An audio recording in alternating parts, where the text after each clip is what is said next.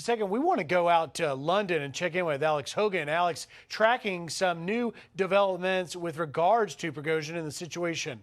Hey, Alex, what do you got? Hi, Griff. So some new news breaking coming out that Yevgeny Prigozhin reportedly has accepted a proposal by Belarusian President Alexander Lukashenko to de-escalate and to stop the advance toward Moscow. Now that, again, not verified by any means. This is simply a release that is coming out by the press office of the president of Alexander Lukashenko. Meanwhile, we still have seen new video of troops, especially these mercenaries, advancing toward Moscow minute by minute, getting closer. All of this taking place, of course, since these words yesterday of this escalation and this change in tune. We've seen that Yevgeny Prigozhin was a close ally of Russian President Vladimir Putin, but in the last 24 hours, it's remarkable to see just how much has changed. It'll be very interesting to watch and see if anything does actually change. If we start to see some of these roadblocks and some of these advancements start to scale back, we've not seen that, at least in the video,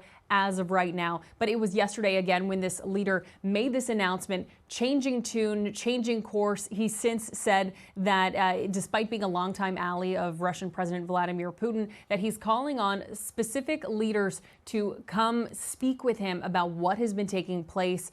One of the aims is at Sergei Shoigu, who is the Defense Minister of Russia. He's blaming him for starting the invasion last year. Another person that he named was Valery Gerasimov. Now, he is the country's chief of the general staff. Prigozhin is urging both of them to come see him to discuss what he says simply is a betrayal of what Russian citizens should be looking for in this invasion. Russian President Vladimir Putin initially promised punishment to anyone in this armed uprising, but now changing tune, also urging mercenaries to surrender. Yevgeny Prigozhin is refusing to surrender. He's also saying that all of the mercenaries will not surrender as well. So that is a very different stance from what we are hearing coming out of this breaking news with this press service release. So really, Griff, we'll have to continue watching to see if anything does actually come out of this, if we continue to see advancements like we have been seeing minute by minute in the last several hours,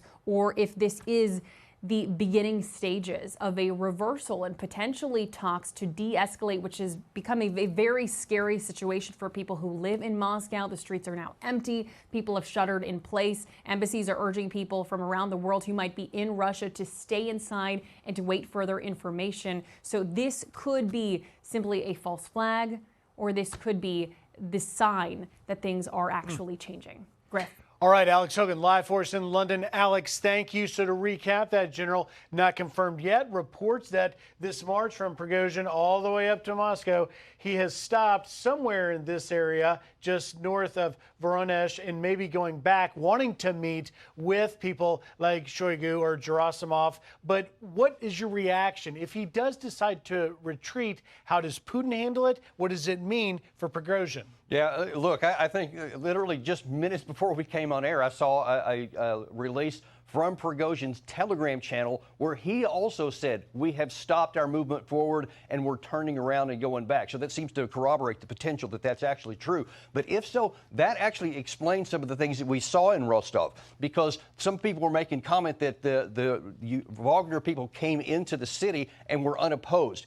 Because I think that Putin's idea has been to solve this with the least chance of bloodshed possible, and to have negotiations, which he did also with Surovikin, to try to talk Prigozhin down. And it could be, and this is one of the things I'll be looking for, as to what kind of a deal Lukashenko might possibly have made, because Prigozhin may be looking for a way to get out. That's the Belarusian president. Yeah. Bottom line, can Putin afford to let Prigozhin take this action, even if he does retreat?